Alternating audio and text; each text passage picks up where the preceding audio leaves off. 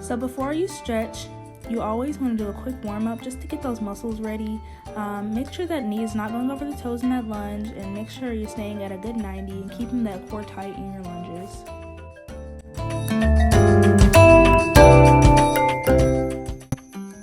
Next, we're going to work on our kicks just to warm up our hips and our legs. You're going to do forward and backward just up to a 90 on both sides. For each forward and backward, that will count as 1, and you're going to do 10 of these.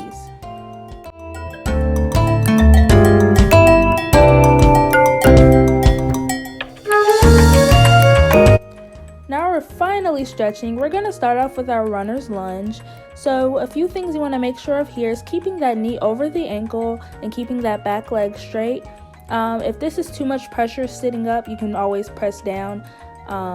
Here you're going to press down on that hip, and you just want to make sure you're getting a lot of weight on that hip. You want to make sure that knee stays over the ankle again, and just really work on focusing your weight down in that back hip. Next, we're going to move into our reverse lunge, and there are a few things you want to pay attention to here. Make sure that front leg stays straight, make sure that foot stays flexed, and make sure that hip stays over that knee. So you can get more or less of a stretch in this position. If it's too much pressure here, you can always put the hands on the ground or put the hands on the knee, or you can put the hands on the feet, just depending on how much of a stretch you want. I need a lot more of a stretch, so I'll go down and just put this hand under. And I'm actually going to turn and show you what it looks like with my hand up under there. I also will go up and reach on the outside of my leg, again, just to further the stretch. And that's all.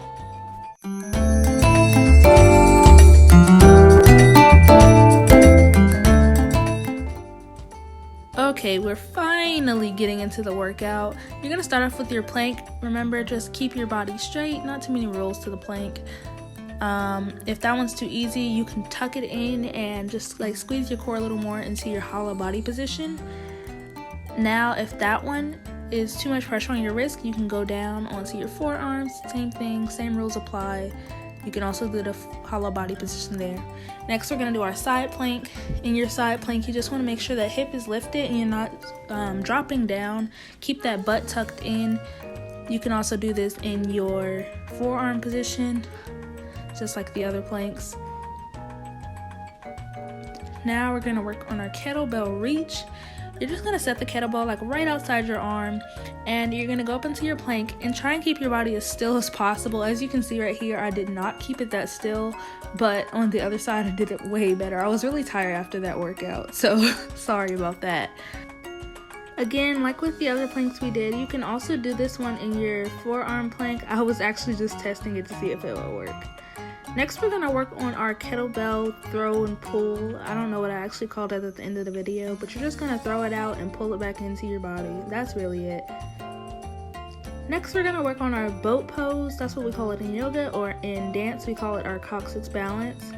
And all you're going to do is find that center on your body where your coccyx bones are in the ground, and you're just going to make sure to keep those legs at a 90 and that back straight to really keep your core engaged. You can also do this with a straight leg.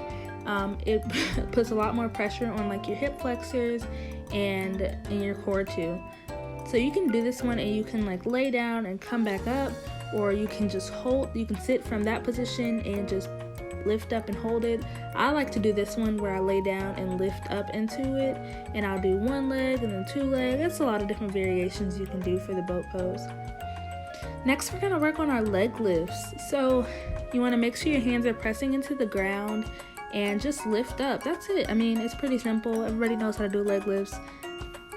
Now you want to pay attention to where you're lowering down. You want to make sure you're not just slamming your feet down to the ground. You want to go back to that 6 inches position, or that hollow body position right there, and then just come back up. And you can also do it in this position where you're lifting your lower back off the ground, and that will just give you like more of a workout in your upper abdomen.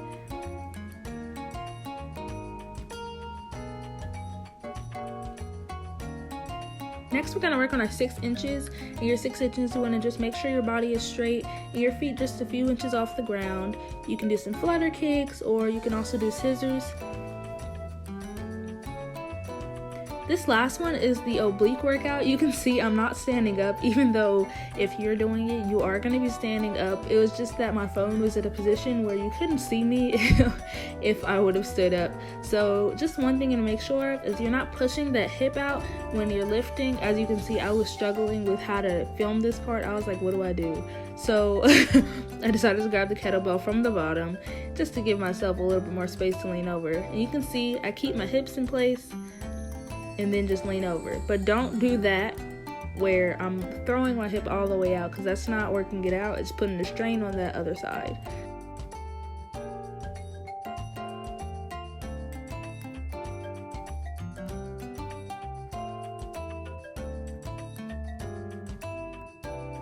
Now we're going to do our post-workout stretch. This just helps to make sure you're not super sore the next day. We're going to start with the cat and cow, and all you're going to do is arch that back up into cat and lower back down into cow. You can do this about 3 times. Well, one set will be arch up, arch down, and that's one set. And all you want to do is just make sure you're feeling a good stretch in there. That's it. Next, we're going to move into our downward dog. You're just trying to focus on pushing those heels towards the ground, then into your upward dog. Again, these are all just good stretches for after your workout. You can press down into your seal and just make sure you're pushing those hips towards the ground as much as you can to really get that stretch in your abdomen. And that's really all I've got for you today, and I hope you enjoyed your workout. Have fun.